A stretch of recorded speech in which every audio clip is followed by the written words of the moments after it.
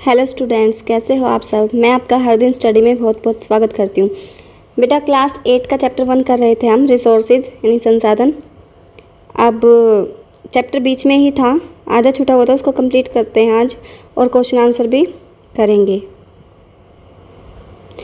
संसाधन जैसे हमने पढ़ा था 2 प्रकार के होते हैं।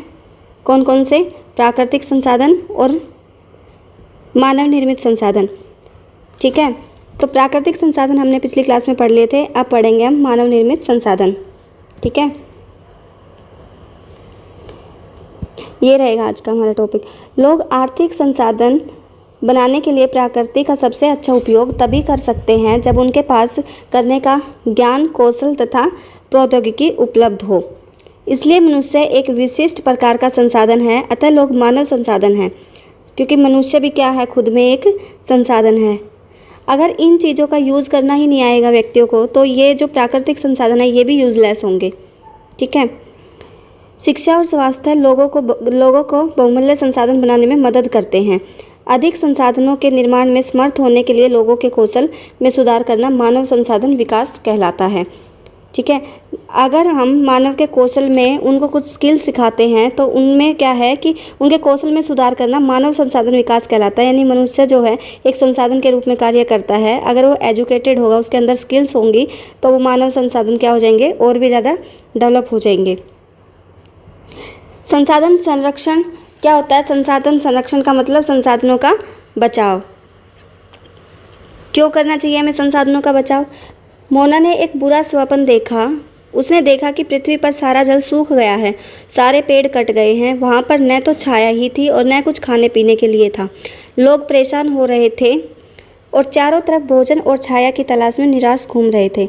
उसने अपनी माँ को सपने के बारे में बताया। उसने पूछा, अम्मा क्या ये सच में हो सकता है? हाँ, अम्मा ने उत्तर दिया। यदि हम नवीकरणीय संसाधनों के प्रति सतर्क नहीं रहते हैं तो वे बहुत ही दुर्लभ हो जाते हैं और अनवीकरणीय संसाधन निश्चय ही समाप्त हो जाते हैं। राजू ने पूछा, हम इसके लिए क्या कर सकते हैं? बहुत कुछ, अम्मा ने उत्तर दिया। आप अपने दोस्तों के साथ बात क्यों नहीं करते? संसाधनों का सतर्कतापूर्वक उपयोग करना और उन्हें नवीकरण के लिए समय देना संसाधन संरक्षण कहलाता है। यहाँ से आपके क्वेश्चन का एक आंसर हमें मिल गया है कि संसाधन संरक्षण क्या होता है। नेक्स्ट है, संसाधनों का उपयोग करने के लिए आवश्यकता और भविष्य के लिए उनके संरक्षण में संतुलन बनाए रखना सतत पोषणीय विकास कहलाता है। क्या होता है सतत पोषणीय विकास?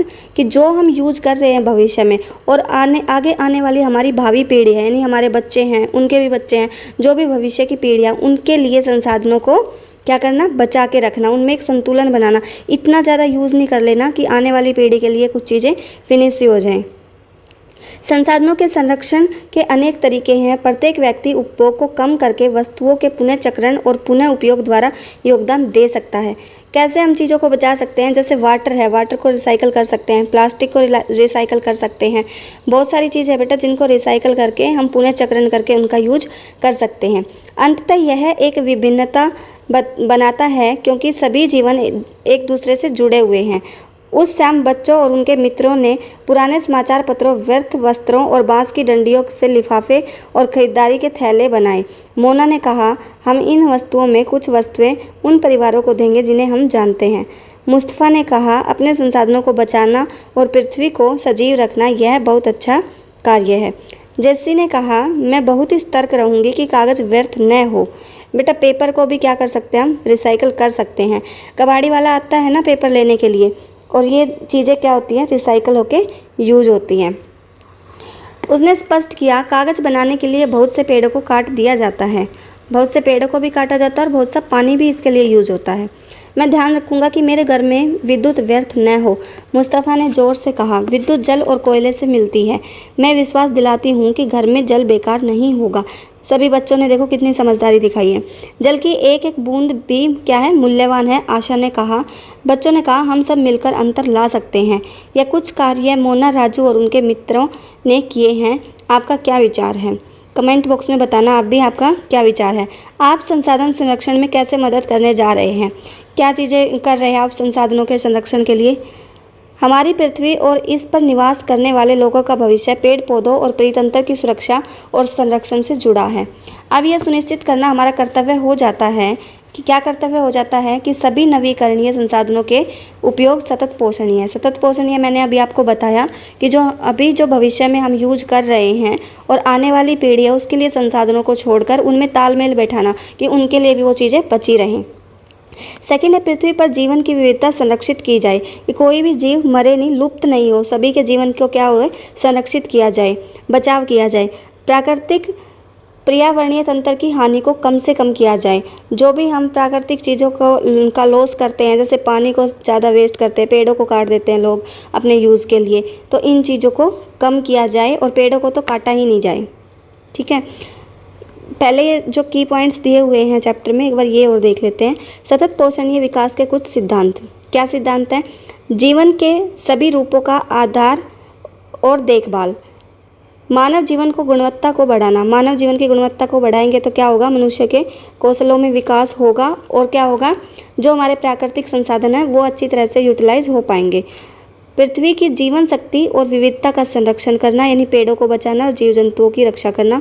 प्राकृतिक संसाधनों के ह्रास को कम से कम करना, जैसे पेड़ हो गए, पानी हो गया, इन सब चीज़ों का नुकसान कम से कम करना। पर्यावरण के प्रति व्यक्तिगत व्यवहार और अभ्यास में परिवर्तन। समुदाय को अपने पर्यावरण की देखभाल करने योग्य बनाना। जो भी हमारी कम्युनिटी है सभी को संदेश देना चाहिए कि हमारे जो पेड़ हैं, पानी है, नेचुरल रिसोर्सेज और भी बहुत सारे हैं, जैसे पेट्रोल है, सभी को क्या करना चाहिए? इन चीज़ों की रक्षा करनी चाहिए, देखभाल करना चाहिए। और जो पेट्रोलियम है उसके लिए हम उसको कैसे बचा सकते हैं? उसको बचा सकते हैं कि जो हमारी सार्वजनिक यातायात के जो संसाधन हैं उनको यूज़ करना चाहिए। जैसे हर कोई व्यक्ति बस में जाना चाहिए, कार लेके निकलता है, ऐसे नहीं करना चाहिए। ठीक है। मानव संसाधन से तात्पर्य लोगों की संख्या और योग्यता मानसिक तथा शारीरिक से है। यद्यपि मानव को संसाधन मानने के संदर्भ में लोगों में मतभेद है, इतना होते हुए भी इस तथ्य से इनकार नहीं किया जा सकता कि मूलतः मनुष्य की कुशलता ही भौतिक पदार्थों को मूल्यवान संसाधन बनाने में सहायता करती हैं। अब इसका एक बार क्वेश्चन देखते हैं। चैप्टर फिनिश हो गया आपका। अभ्यास के क्वेश्चन देखते हैं हम। निम्नलिखित प्रश्नों के उत्तर दीजिए। पृथ्वी पर संसाधन असमान रूप से क्यों है? क्यों है भाई? क्योंकि पृथ्वी जो है कि कहीं पे पहाड़ हैं, कहीं पे क्या है, नदियां हैं, नाले हैं, कहीं पर्वत है, पठार है। इसी वजह से क्या है, विविधताएं हैं बहुत सारी, तो संसाधनों में भी क्या आ जाती है, विविधताएं आ जाती हैं। सेकंड क्वेश्चन है संसाधन संरक्षण क्या है? संसाधन संरक्षण है संसाधनों का बचाव करना। पृथ्वी पर जितनी भी नेचुरल चीज़ें हैं सभी का क्या करना, बचाव करना। जो मानव निर्मित है उनका भी बचाव करना, उनकी रक्षा करना। मानव संसाधन महत्वपूर्ण क्यों है?